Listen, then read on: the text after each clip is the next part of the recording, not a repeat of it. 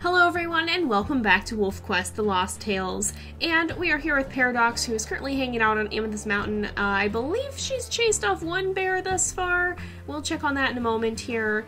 And just to make sure, so if we go to pack stats, yeah, we've chased off one grizzly, but we have to chase off 5 before our challenge is up, so we better get a move on.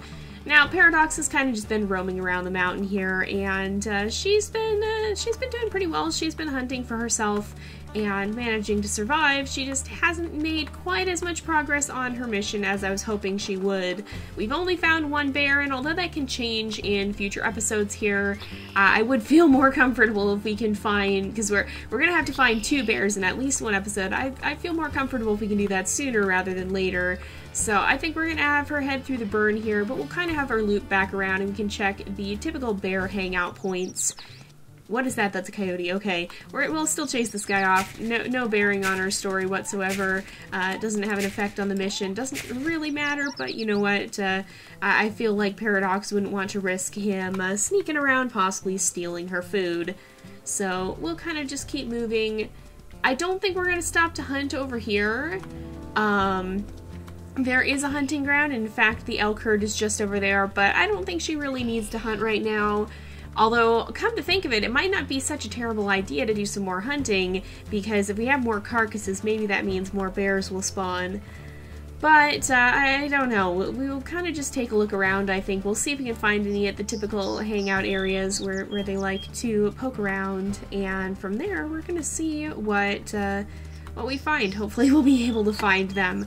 I also did want to mention, too, I know I've mentioned it on the channel, but I don't think I've mentioned it in my videos, actually. I actually started a blog recently, so one of the things that always used to frustrate me is that I never could figure out what nature games were available. And as a YouTuber, that's gotten a little bit easier. I've started to kind of hear about one game from another game and such not. And just naturally, I seem to have started to be able to find them more, but there's really no good area to find out about animal and nature games that I'm aware of, at least. They're not usually categorized in that category, like on Steam or wherever. It's just very hard to reliably find good animal and nature games. And so I started a blog because I wanted to be able to work on that, so, and to help fix that problem, to help have somewhere that can kind of collect those. Oh, there's a bear up here, yes! But to have an area that can, why is he running? But to have somewhere that can kind of collect those games and kind of have like a list of them all in one place, plus reviews and stuff. So I started a blog for that, and I've been working on that, so there's going to be a link to that in the comments in the description. I think I have to go back and update my description, actually, to add that in, because I don't believe I put it in there yet. But, yeah, you'll be able to look in either of those places to find that if you're interested in hearing more about animal and nature games. And I do reviews on, like, how much I like the games, and what kind of content there is in them and whatnot. And so, yeah, it's just, I'm hoping it'll be an all-around good resource for those who are looking to find more animal and nature games and don't want to have to go scouring the back pages of the internet. Oh, perfect, there's another bear to figure out where they are. So I wanted to mention that because I don't think I've said anything about it in my videos just yet. Oh my goodness. Oh my goodness. This is, oh, we're getting too close to the head there. This is one tough bear. So this is what I was saying last episode about how, you know, normally in Slough Creek, they always will take, they'll take 3 bites to run, but not so on Amethyst Mountain and in Lost River. You can end up with a very, very tough bear, like this one that just does not want to run away. There we go. That was like, what, 12 bites it felt like, something like that.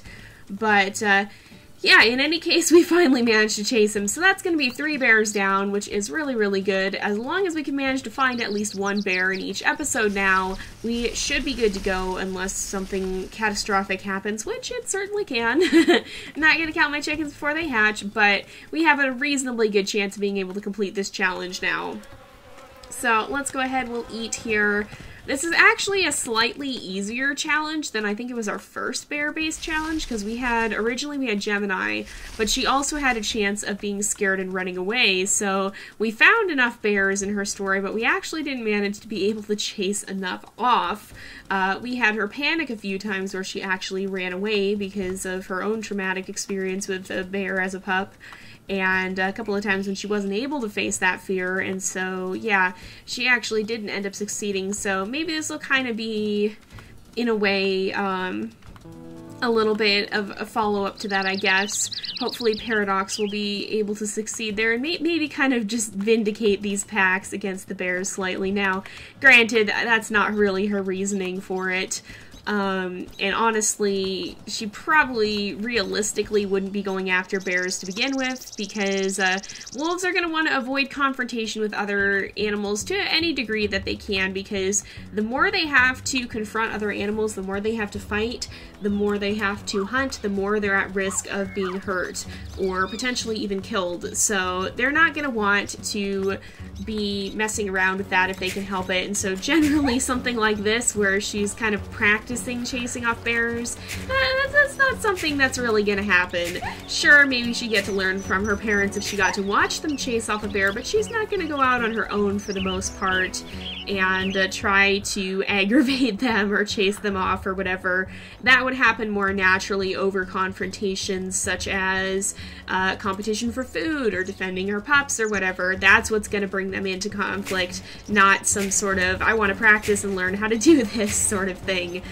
So this is one area where it deviates, and when WolfQuest 3 arrives, when we start playing in WolfQuest 3, we are going to kind of, I feel, step into more of a realistic standpoint. I think we'll still have challenges, and we'll still do stuff like this, but I think we're going to try and go about it from a more realistic standpoint, just because the game itself is going to make that more possible. So, again, everything in WolfQuest 3 has pretty much become more realistic than it is right now in WolfQuest 2.7.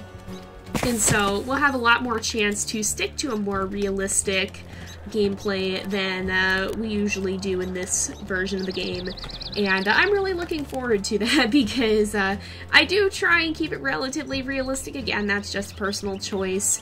I have yet to really see too much of that amongst the people who play here on YouTube, and not that it's entirely absent, but I don't know. I just wanted to try and stick to a more realistic gameplay than a lot of the ones that I've seen, which have more lore and whatnot. So everything we do here has at least a semi-realistic grounding, and we're not going to be finding explanations that aren't...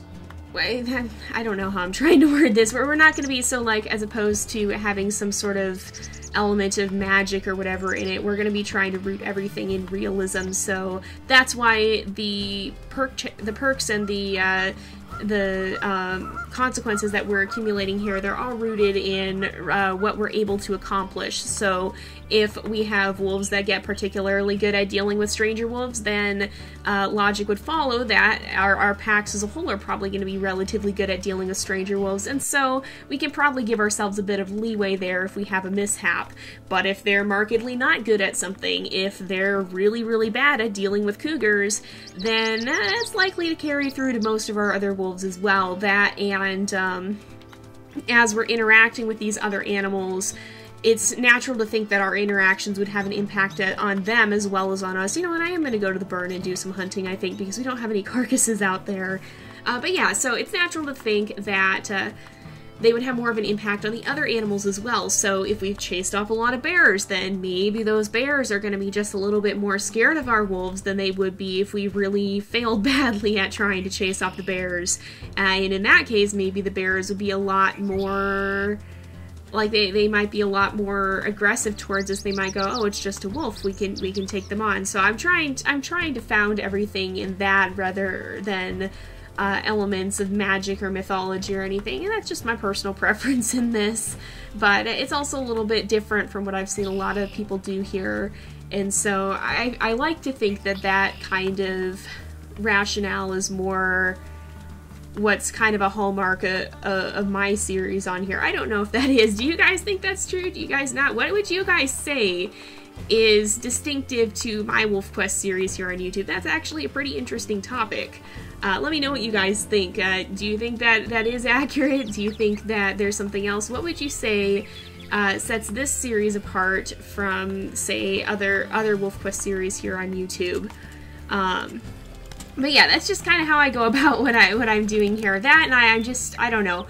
I'm not too great at coming up with all the mythology stuff in the first place, and so I'm kind of trying to work with what I feel I'm a little bit better at, and maybe not incorporate quite as much of the stuff that I don't feel as confident with. But anyway, we're going to go ahead, we'll try and hunt over here. We did have that carcass up there, but maybe we'll kind of try and put one more towards the middle if we can. Now, again, this is something that I'm not sure wolves really do. I don't really think they herd elk, certainly not to the degree that we do. That's, again, more of a human notion. But given that this is kind of how the gameplay works, for example, in this version of the game, you can't move carcasses in any respect. Once the elk goes down, that's where it stays. There's nothing you can do about that. So if it comes down in an inconvenient place, then that can be a big problem. So you kind of do have to herd them. But in WolfQuest 3, we've had it confirmed that we're going to be able to move small animals and meat chunks. So if we bring down a hare, or we can go ahead and pick that up and move it somewhere else. Or if we bring down an elk, we can tear off a piece of the elk and bring that with us somewhere else. And so we'll be able to kind of move our food a little bit more, and so I don't think we're going to have to do this as much. I'm certainly hoping we won't in any case, and so again, I feel like in this situation it's a bit of a forgivable offense. In this, it's not perfect realism, but it's kind of what is necessary according to the game here. And since we're in the neighborhood again, I'm going to take another pass by the pond and the rock, which is both places we know that bears like to hang around. Usually we don't see them more than once every time we load a save, so if we've already seen them there, we're kind of unlikely to see them again, but you never know. And a little extra progress on our bear challenge would definitely not be a bad thing. So we'll just go ahead and take a look and see what we find up there. But that's definitely one thing that I'm looking forward to with WolfQuest 3, is not having to account for all of these gameplay-ish things. I think overall the game's natural gameplay... Oh, hey, here's a wolf scent. I wasn't counting on this, but you know what? We'll follow it and see where it goes. But all these little unrealisms that kind of come from more of the gameplay standpoint here... I feel like in WolfQuest 3 it seems like they've worked that into the gameplay a lot better, so that the gameplay itself just naturally is going to better follow realism. Oh, we have... Who is this? This is a slough male. Okay. So, not a potential mate. I think Paradox is gonna try and fight him here. Again, she's not an overly aggressive wolf, but she's not about to back down at the first sign of trouble either. She's not timid, so she'll stand her ground. We'll see if we can chase him off, but if she gets attacked too much more, that this will probably be her last attempt. Yeah, I think at this point she's going to submit, and he's probably going to tell her to leave. Then she'll calm down. She's kind of, I feel, trying to show she means no harm. She'll defend herself. Oh boy, he's not having it. We're gonna leave. I don't think she would mind sticking around the territory a little bit, maybe feeding off of the scraps from the wolf pack there and the kills they bring down, but that's particularly probably why he doesn't want her to be around the pack. He doesn't want her stealing their food. And just because there might be other wolves that could be a potential mate there, he doesn't care about that. He's going to be looking out for the survival of his pack and not worrying about what that means for other wolves, because such is the way of nature. That's one thing that I feel is very distinctive about humans. Like, we have the ability to look at society as a whole, to look beyond us and our family and our immediate survival, to kind of reach out and help others, and to not just be looking out for our own interests in this. And that's something that I think is very unique to humankind, because for the most part when you look at animals, you're going to see them being very... They're fairly hostile towards others. Nope, that's the pond. Oh, there is a bear. Oh my goodness, I didn't realize he was going to show up there. wow, I'm kind of surprised by that. But yeah, usually when you look at animals, they're going to be very hostile towards those outside of their immediate family or their immediate group, or if they're solitary, they might be hostile just to anyone. But yeah, anyone who's not a mate or a family member or something like that is probably going to be likely to be looked on with suspicion, or not a member of the herd, as for those animals that live in larger groups. Because that's not beneficial to their survival. It's not beneficial to help the other wolf pack that might be taking territory, that might be taking the best hunting ground, that might be eventually going to come and attack you. It's not beneficial to a wolf pack's survival to help another wolf pack. Whereas with humans, we kind of have the ability to look beyond that and to say, okay, maybe this isn't necessarily helping us, but we can look at the bigger picture. We can look at other humans as humans, and to reach out in ways that animals just aren't gonna do, that most animals would not do. I mean, that's a pretty rare thing to see in nature. I think there are some stories of stuff like that happening, but for the most part, each animal tends to be looking out for its own survival and the survival of its immediate group. So it's kind of an interesting difference, and I think that's what makes mankind just a little bit different than most of the animals running around in nature. So usually I do try and play from that perspective. I mean, I think most of the time that we've had wolves working together or whatever that aren't explicitly mates, it's been like a sibling or something, or a cousin or whatever. And I mean, even that is pushing it a little bit, because once they go their separate ways, they're probably not going to stick around unless, for whatever reason, food seems to be especially plentiful. I kind of wanted to hunt again. But for the most part, you know, you're not usually going to see a dispersal, two wolves that have dispersed kind of reuniting. I hear a moose somewhere too. For the most part, I don't think you're going to see that. I wonder, I don't really know if there's any data on this. Maybe this is something I'll have to go look up. But I don't know if there's any data on how do wolves treat each other if they disperse and then encounter each other again. Would they recognize each other? Would they not? I really don't know. I know my dog has a good ability to recognize others, so she's encountered people she hasn't seen for a year or more. Oh, speaking of, she's barking. But yeah, she's recognized people she hasn't seen for a year or more and greeted them with enthusiasm, and so I know dogs at least have that capability in regards to humans, but I don't know how a wolf would treat another wolf, another member of its pack, especially if they had grown up and formed other packs or whatever. I don't really know. So most of the situations I'm aware of have been something similar to what we saw with the Galaxy pack, where you had two siblings that dispersed together and kind of just stayed together, and if there was enough food to sustain it, then they kind of formed like a super pack with perhaps multiple breeding pairs and just overall a lot of wolves in the pack in general. And that was what happened with the Druid pack when it got so huge in real life. There were multiple breeding pairs, and I believe it was centered around, I want to say 30 sisters, but there was connection between the wolves, and even then that pack got into some trouble. It certainly wasn't a perfect relationship between those siblings. I believe there was some fighting, and I think one of them even died to it. It's been a while since I've read the story, but I'd have to go back. And so it's just one of those things where it's not really something that's characteristic of most animals. It would be interesting to find out, though, what would happen if a wolf encountered a wolf it was related to after dispersing, after having been apart for some time. I really don't know what would happen in that case.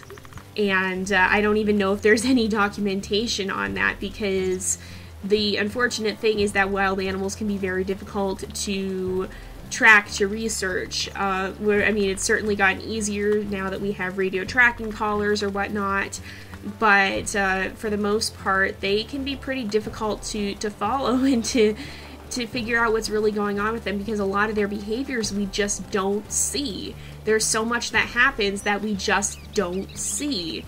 And so there have been very few instances of that we've seen of wolves courting, for example.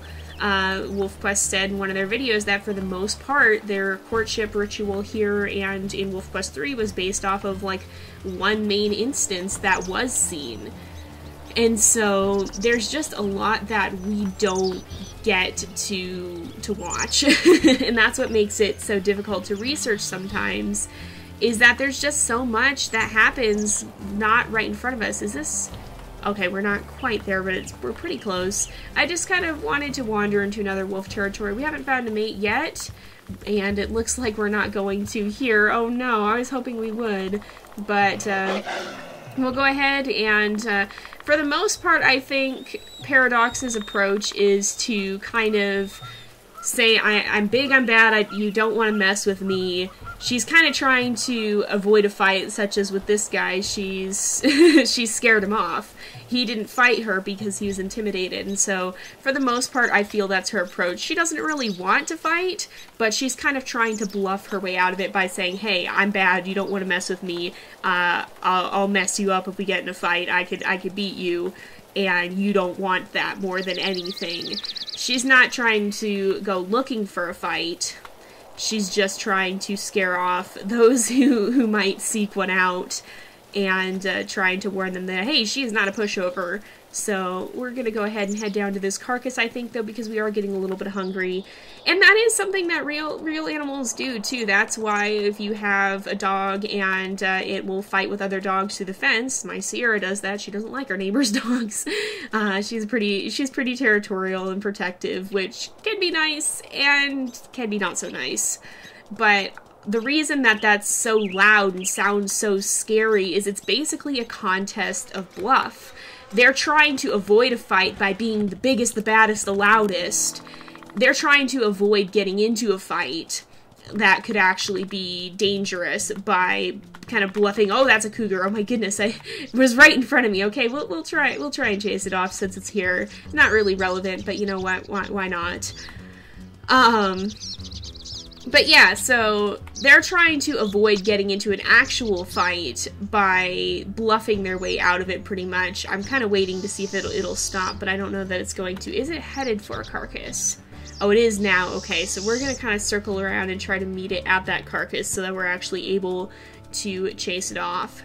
But yeah, so that's why that can sound so loud and so scary, is because basically they're trying to dominate each other without having to actually fight. Oh, we missed that time.